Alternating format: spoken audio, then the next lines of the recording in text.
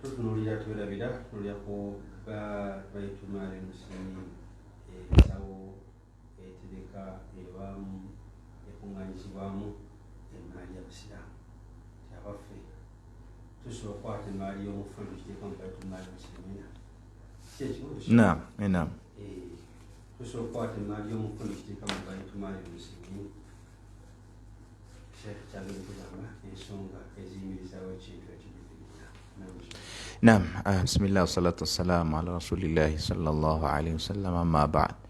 Naam, ebigambo abamanyi balina bisatu, leero tujja kulabako kimu olw'obufunda bw'obudde, ate tujja kukkiriza insha Allah mu buddakiika obuddako tujja kufunayo ku bannaffe abatuwuliriza eyo biidhnillah n'ebibuuzo ebitonotono ku nsonga ez'enjawulo. Naam, ekigambo ekisooka kuva eri abamanyi batugamba nti yutabaru baitu maalu lmuslimina warithan li shakhsin idha lam yakun lahu waratha.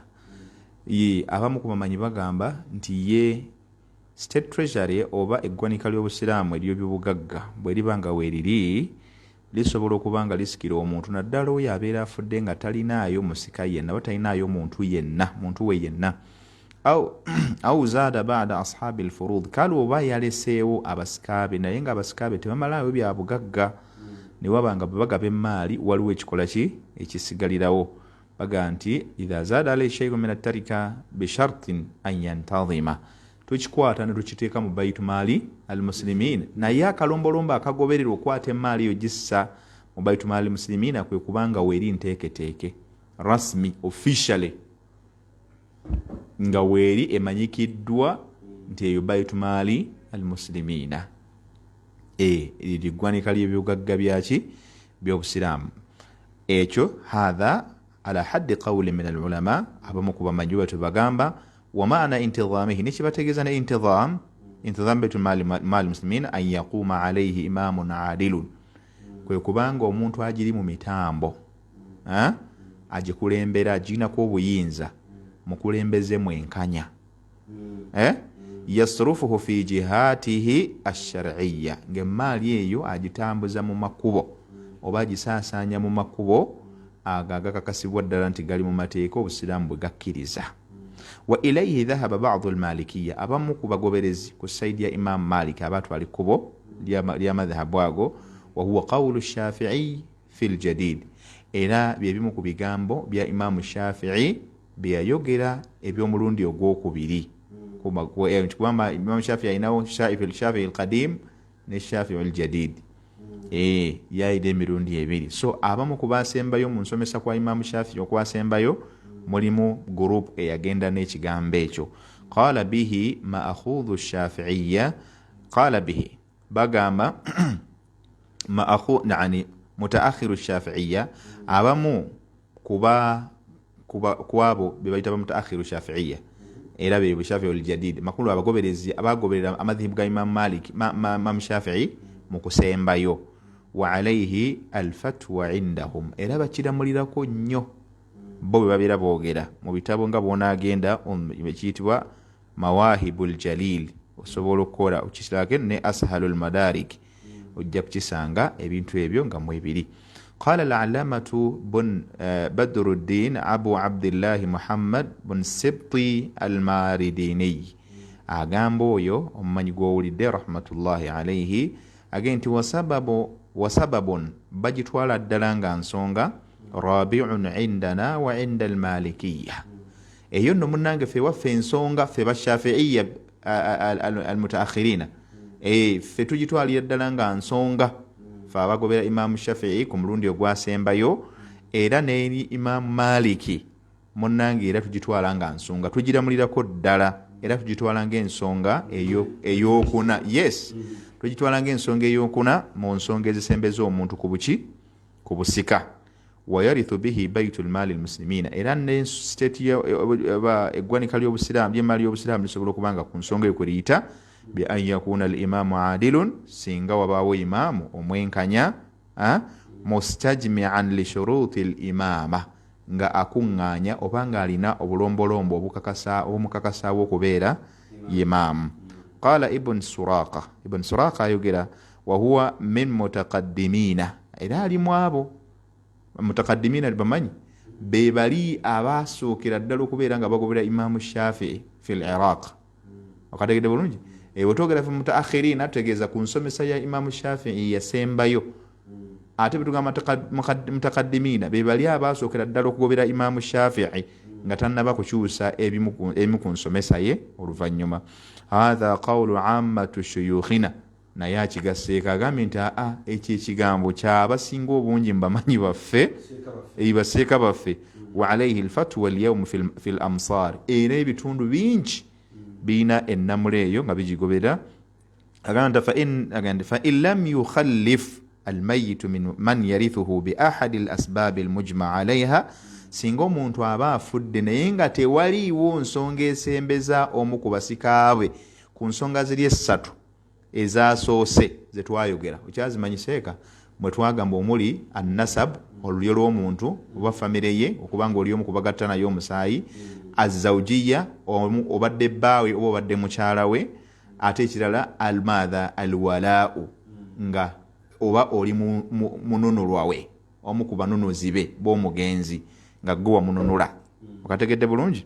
Singa ezo ensonga zisangibwa nga emu ku ezo tolinaako wadde n'emu, au khallafa man yarithu walam yastaghriq, oba kale ng'aleseewo omusika naye ng'omusika gw'alese lam yastaghriq tasobola kutwala byabugagga kubimalawo, fatarikatuhu kulluhu au baqiha li baiti almaali, emaali singa wabulawo omuntu yenna amusikira yonna etwalibwa mu baitu maali muslimina, oba nekisangibwa nga egabiddwa ne wabaawo ekisigalawo bwetyo nastaqha ila baiti maali muslimin, tukitwala ddala kiti mu ggwanika ly'obusiraamu erithan lilmuslimina, ng'ekyo basiraamu bonna ebagenda okuba nga bakikidde. Waqiila maslahatan, era abamu ku bamanyi bagamba nedda si busika lakinaha maslaha, yani min babil istislah, okwongera okuba nga twotyo tubitifyinga oba okwongera okutumbula enkulaakulana y'obusiraamu. Fa in lam yantazim baitu maali lmuslimin, singa tesangibwawo, nja kuleka nekibuuzo mu ddiiru seeka,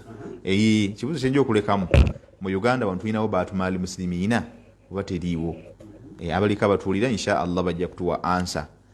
N'olwekyo agambye fa in lam yantadhi baitu maali muslimina, ne seeka kalungi waali hafadhahullah.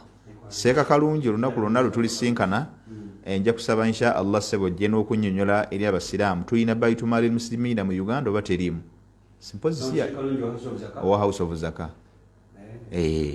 Gwe mbadde njogerako ddala oyo insha Allah, gwe njogerako ddala insha Allah ajja kujja kumpewa wano tumusoye ebibuuzo, kuba wano wetuli si bwe tuli mu fanni ye kati wano wetuli tuli mu faculty ye bibatereka emaali. Ate mpozi ani yali ku kyalo Salamu Charity? Tulinayo ne Salamu Charity, tukimanye tulina Salamu Charity Abdusalamu Kinobe, mashallah. Seeka Abdusalamu wonna wooli sebo, Alhaji Abdusalamu Ali Kinobe, tukya kusaba insha Allah ofuna akadde mujje tunnyonnyola abasiraamu baitu maalil muslimin, okusinza ku bino bye twogerako tulabe ddala mbutuufu tuyina oba teriiwo. Bwene yogerwako emma kyava agamba nti au kana imamun jairun, oba singa kisanga omusajja mukulembeze naye nga musajja si si mwenkanya, au adilun ghaira mustajmi' li shuruti al-imama, oba nasangibwa kale nga mwenkanya naye nga ate obulombolombo obuyimirizaawo bwa imaamu bwe tebukola ki, tebuliiwo. Fayuraddu ma fadala ala an ahli al-furudi al-mawjudin ala madha ala ghairi az-zawjayn, emaali tetugenda kugitwala mu state treasury kubanga lwaki tesangiddwa nga weeri nti nenkamukamu oba nteeketeeke. Ekyokubiri eyinza okuba nga weeri naye ng'agikolamu teyeesigika. Ekyokusatu ayinza okuba nga agikolamu waali mwesigwa naye nga talina bulombolombo omukakasa kukola mulimu gwaliko. Oba kategedde? Yes, obulombolombo obusatu butuleetera okuba nti emaali gye twalibadde tutwala fi baiti maalil muslimina, singa ono omufu aba aleesewo abantu wadde tebamalawo maali ye, noraddu tukwata emaali yo ne tugizza ne tugiddiza abantu abo ala hasabi furudihim, okusinziira ku migabo gyabwe, okujjako singa omu ku basikaabe abeera omu ku bafumba ababiri, either gwe omukyala nga gwosikira baawo gwe tetukuddiza oba gwe omusajja nga gwosikira mukyalawo naawe toddizibwa naawe tofuna fa in lam yakun minhum ahadun falidhawi l arhami singa abo ab'emigabo tebabaawo then tunonyawo oluganda yenna mu booluganda lwe n'abaana okumpi oba wewala n'abaana babannyoka awo bajja ne jjajja wa goli gwe twagamba jjajja azaala jjajja wa kitaawo abo kategedde jjajja musajja azaala jjajja oyo azaala maama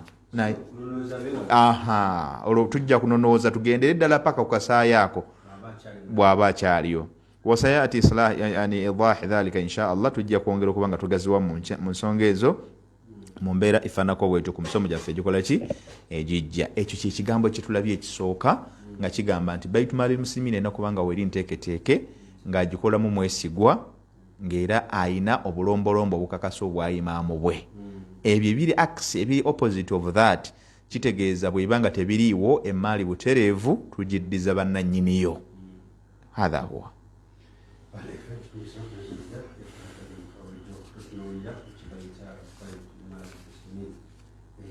ensawo entereka emaali ey'obusiraamu tutunulira nno ogezaako senga twatandikidde nga kasobola senga omuntu abulwako abagiri bafamiri esente ezo tuziteekawa kiriwo bakyekikulu gwe musomo gwa leero era sheknatugamba nti abamanyi abamu ab'enjawulo era bagamba tukwata sente musawo y'obusiraamu ensawo y'obusiraamu ebaako n'ensonga enkulu esinda okukaka emaali okuvaayo era nkakasanduza sheekh ojja kutunyumirako onooza okuoganiseka yahaya kalungi oza okwanfami watugire tetugirina otubulireko weeri bateekayo akasente waliwo omwetaavu nga yagadde okufuna ku sente inshallah yagambye nti agenda kukkirizayo essimu zijja kusinza kuli okusigazza ezokuba essimu bbiri zokka khalas inshallah saaba n'ababasoose inshallah edenga tweyongera mu maaso getenaitaali ate bwaba mwami na mukyala kikola amakulu tiwaba mwami na mukyala kikola amakulu abamwami na mukyala sekagambye nti ate ekyo kijja kuba kyakizo okubeera nga tufuna ebigambo naddala byetuzze tusomako okubeera ddala twatandika shekha abantu basobola okubeerako bawuliriza mukambala kubanga ekizibu ekibeerawo mu ssimu zino omuntu ate omubuuza ekibuuzo ekyawukana nekyasomye ate okumubuuza ekibuuzo ekikadde ekitali kipya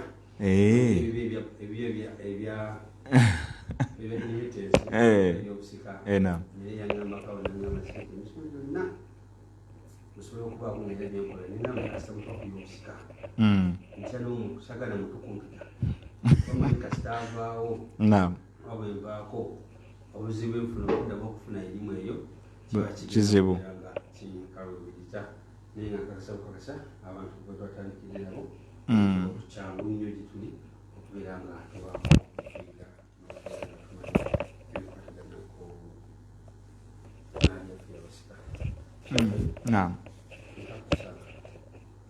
abantu bakyeteekateeka naye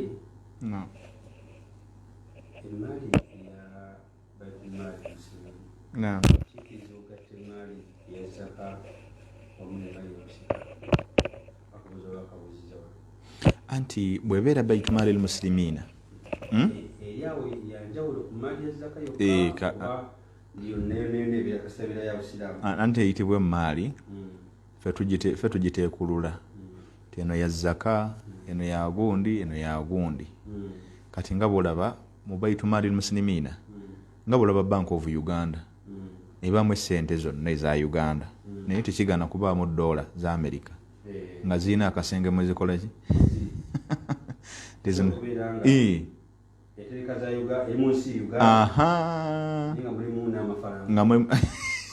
oyogedde bulungi nga mulimu n'amafaranga nago galina bwe gakola ki ewe gali kati ssebo kyekyo baitumaali almuslimin ebeerawo nga wano waliwo zaka ey'omwaka, wano waliwo sadaqat min as-sadaqat, nga wano waliwo sadaqat min al-irith kidha.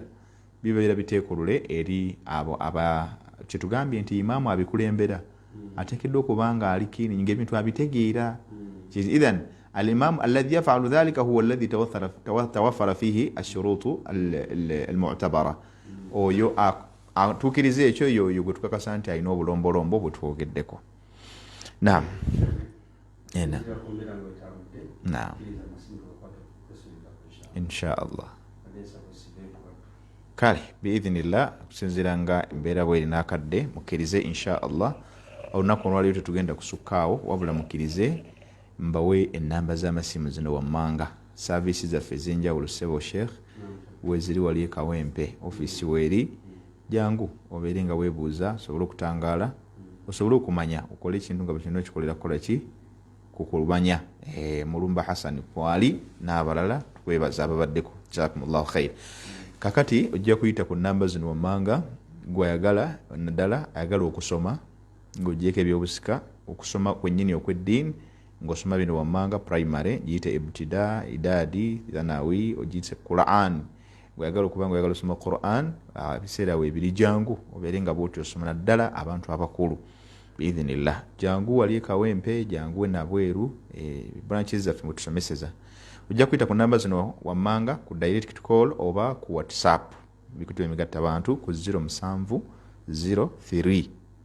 33 79998 wamu ne ku 0702 86 16 87. Sembyayo 0702 58 95 62. Ojja kubanga butereevu otufuna biidhinillahi taala. Naam.